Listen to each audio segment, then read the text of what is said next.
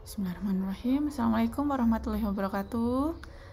Kita masuk ke topik selanjutnya, yakni metode dalam desain di arsitektur lanskap.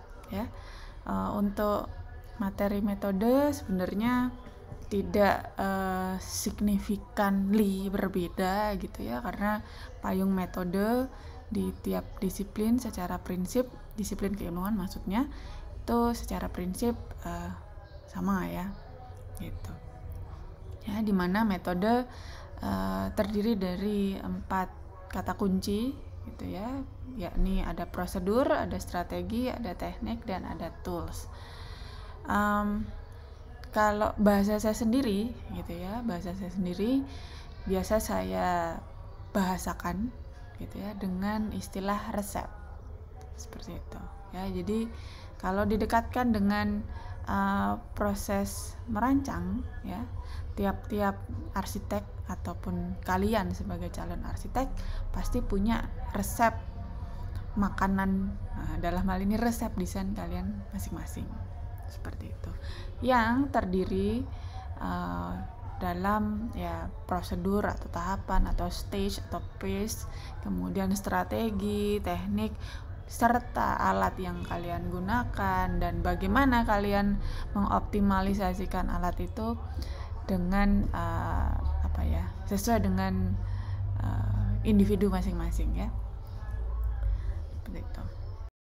Mengingatkan kembali bahwa disiplin yang sedang kita pelajari sekarang, yakni arsitektur lanskap, itu bidang yang multidisiplin ya, atau beririsan, pasti beririsan dengan disiplin yang lain ya. Ada hal-hal misalnya kaitannya dengan keteknisan, akan beririsan dengan aspek sosial, aspek ekologi, lingkungan, kemudian kesehatan, perilaku gitu ya, dan seterusnya ya, sehingga pun juga proyek-proyek yang ada di bidang ilmu arsitektur lanskap ini akan memiliki atau akan membutuhkan pendekatan atau metode yang spesifik gitu ya, sesuai dengan kebutuhan dan dari desain tersebut dan kebutuhan terkait dengan menghasilkan proyek tertentu. Nah, kemudian selain kata dasar metode, kalian juga mungkin tidak asing dengan istilah metodologi ya. Di mana metodologi ini tuh kalau bahasa sederhananya itu adalah rangkuman atau terdiri dari metode yang majemuk atau banyak metode ya, dimana sebuah rangkaian proses pekerjaan atau tindakan, dalam hal ini konteksnya adalah desain, baik di arsitektur maupun di arsitektur lanskap, bisa jadi kemungkinan memiliki metode yang berbeda-beda tiap phase atau tiap stage-nya. Nah, sehingga rangkaian itu yang kebetulan ini dirangkum dalam sebuah diagram, ini kita sebutnya sebagai sebuah metodologi. Ya, contoh gampangnya adalah misal ini kalau saya dekatkan dengan proyek yang kalian sudah lakukan atau sedang kalian lakukan, namun sudah kalian lewati tahapannya, adalah misalnya tahap awal, gitu ya.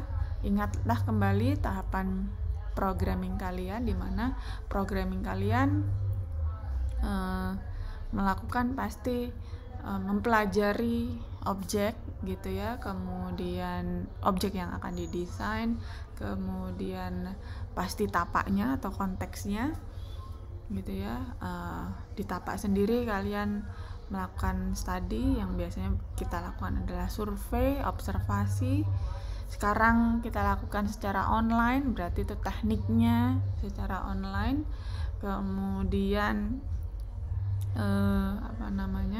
offline juga begitu gitu ya. Kalian kemarin atau semester kemarin berkesempatan melakukan survei secara offline. Jadi kalian datang ke suatu site, kemudian kalian lakukan dokumentasi.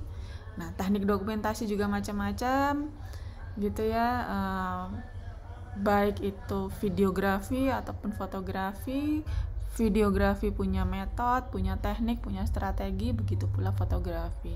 Kemudian mungkin kalian menghimpun informasi yang lebih dari pengguna sekitar atau user yang berada di site gitu ya, warga dan sebagainya yang relevan tentunya ya kalian lakukan dengan strategi dan teknik wawancara seperti itu.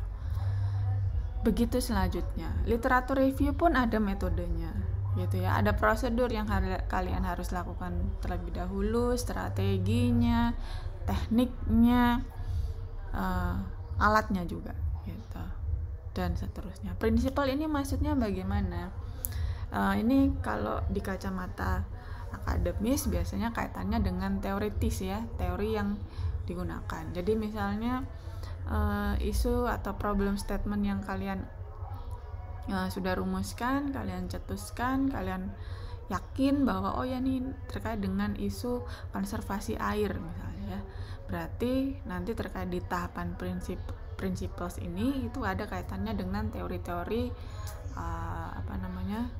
konservasi air dalam desain kalian misalnya.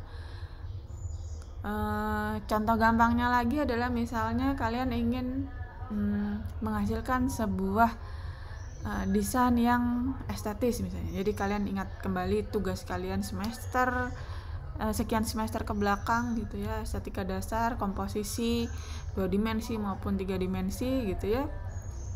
Nah, apa sih untuk menghasilkan sebuah komposisi 2 dimensi maupun 3 dimensi yang baik ya? Berarti kalian harus menerapkan teori prinsip estetika seperti itu ya, yang ada beberapa prinsip waktu itu ya, ada sekitar 7 atau 8 ya, mulai dari balance-nya, mulai dari harmoninya, mulai dari fokus atau kontrasnya, variasi dan sebagainya ya. Nah, kemudian bagaimana strategi dan actionnya? Jadi ini kalau strategi dan action ini terkait dengan tindakan nyata ya. Jadi kalian mau ngapain sih?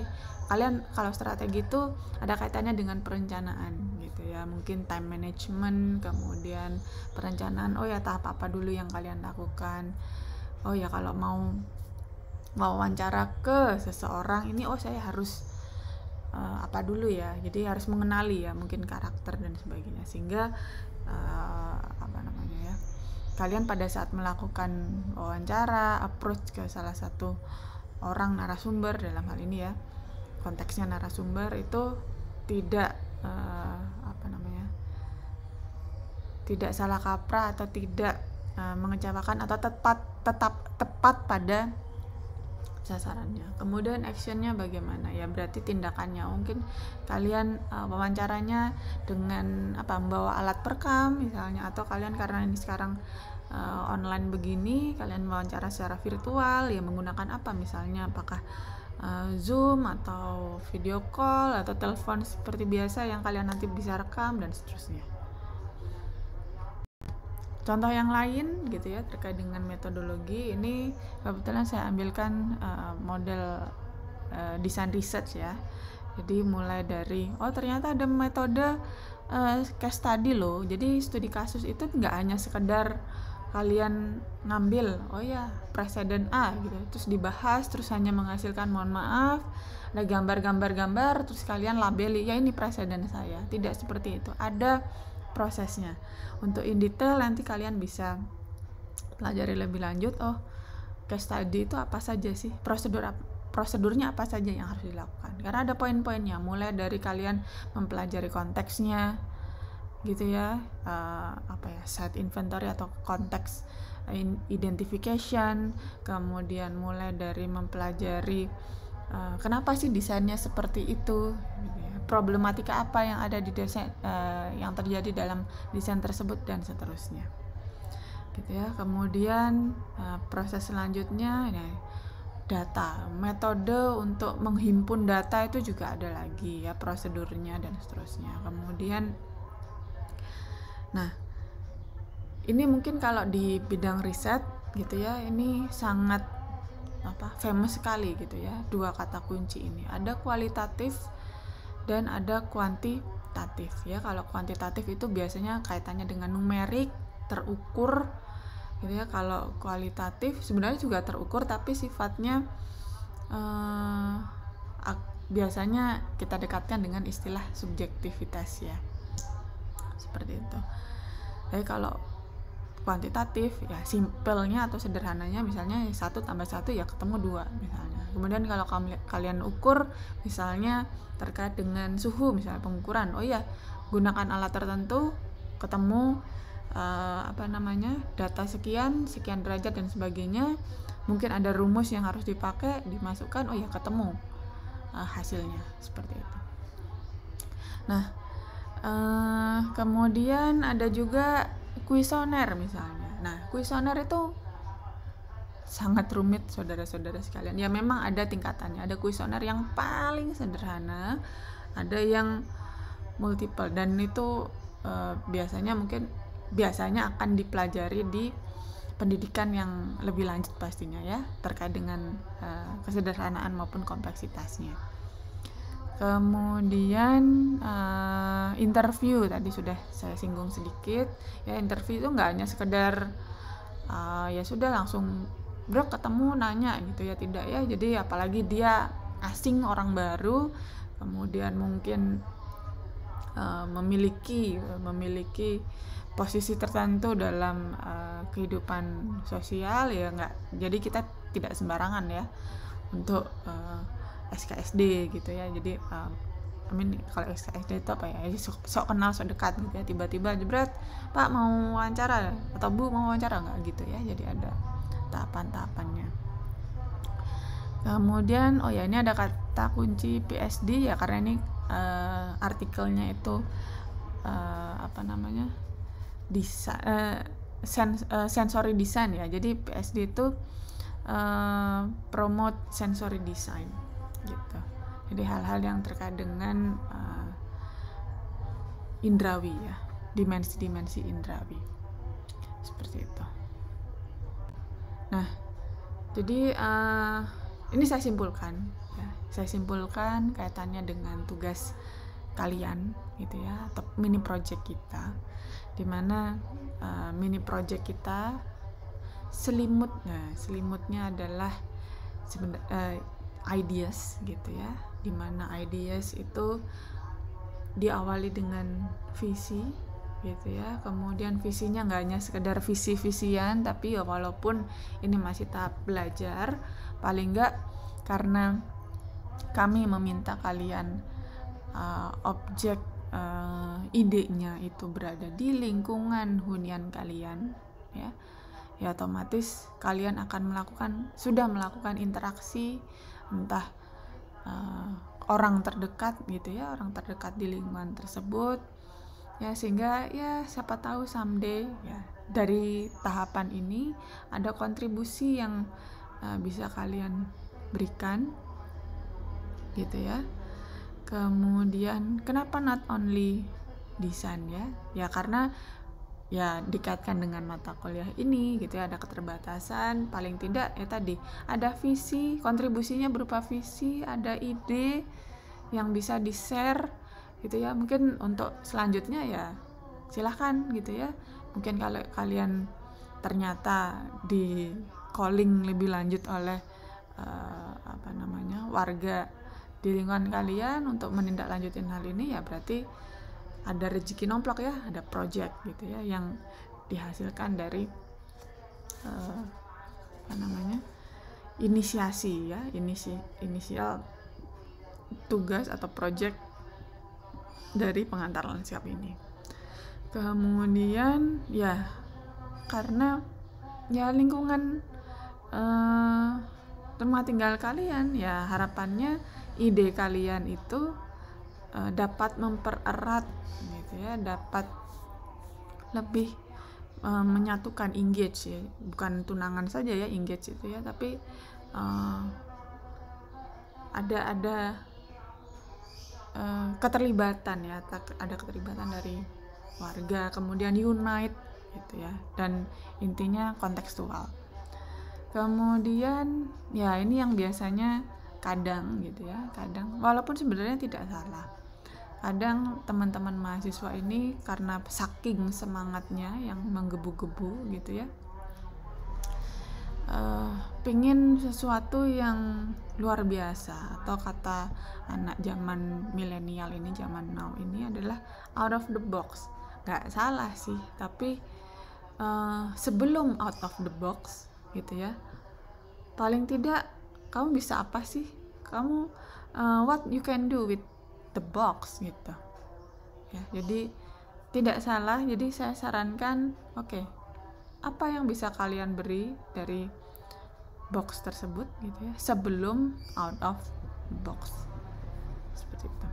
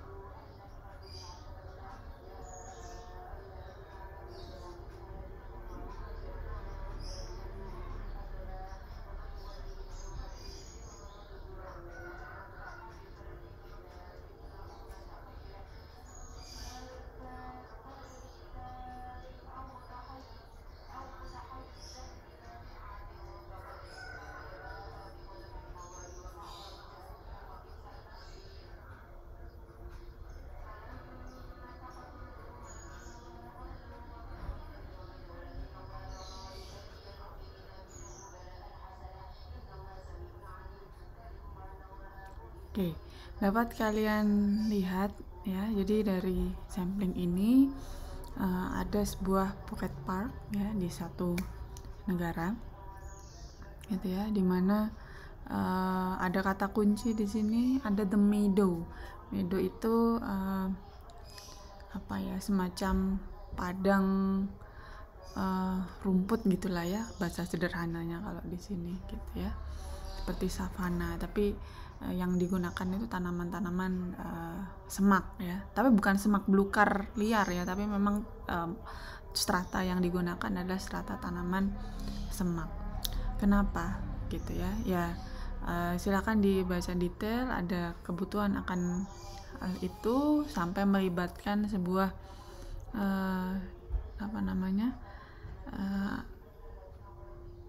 ahli tanaman terkait dengan si meadow itu juga ya, nanti kalian bisa lihat. Kemudian kalau kalian cermati di situ ada kebutuhan akan ekologi seden kurang lebih. Jadi tidak banyak-banyak, karena kalau banyak ya durasi waktu YouTube ya yang tidak memungkinkan. Nah,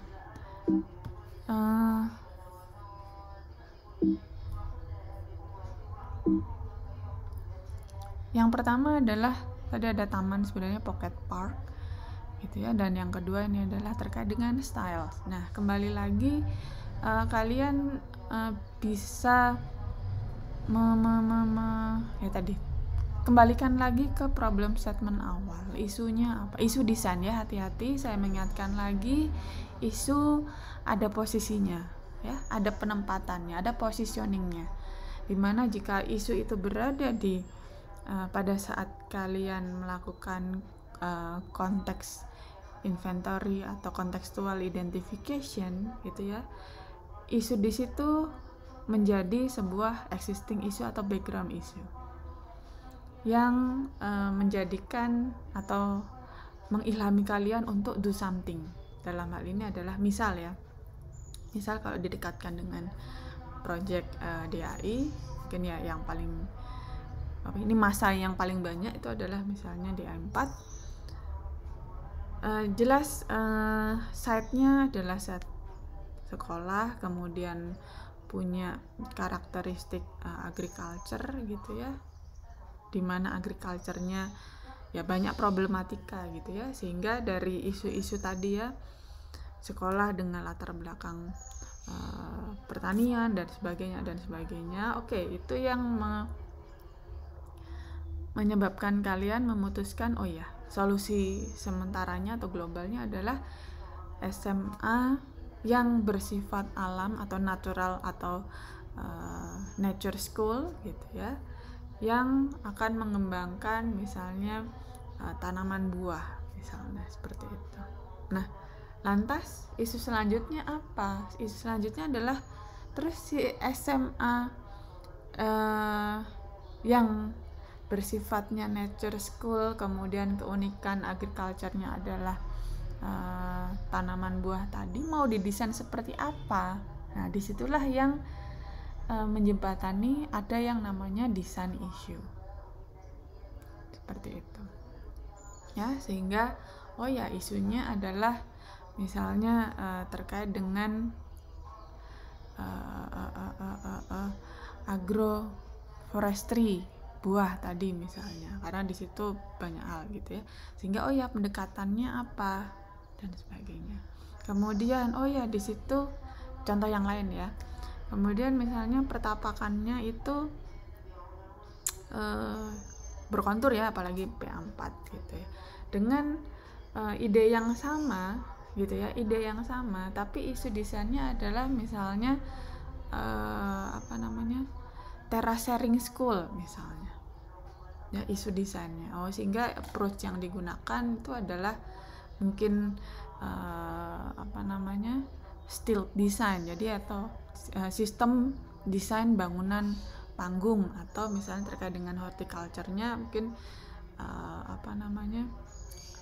rooftop agriculture misalnya, atau hanging agriculture dan seterusnya seperti itu ya.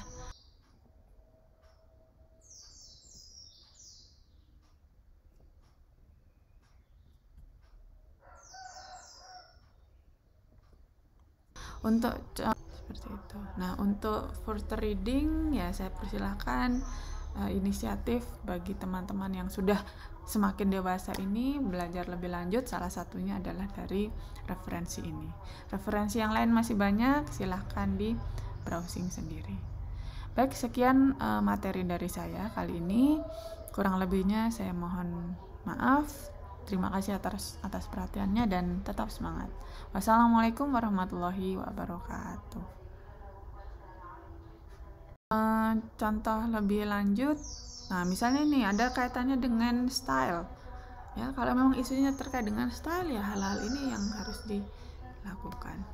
Ini adalah ekosistem serangga pollinator. Pollinator itu serangga yang membantu penyerbukan ya, seperti itu. Kenapa? Karena ada isu spesies serangga pollinator itu semakin hilang atau langka dan sebagainya. Kenapa? Sehingga selain kebutuhan akan pocket park bagi masyarakat kota, tapi ada isu ekologi yang diterapkan juga dalam case tadi Shire Street dan Meadow Pocket Park ini. Ya tadi ya, jadi ada isu ekologis dan isu public space-nya.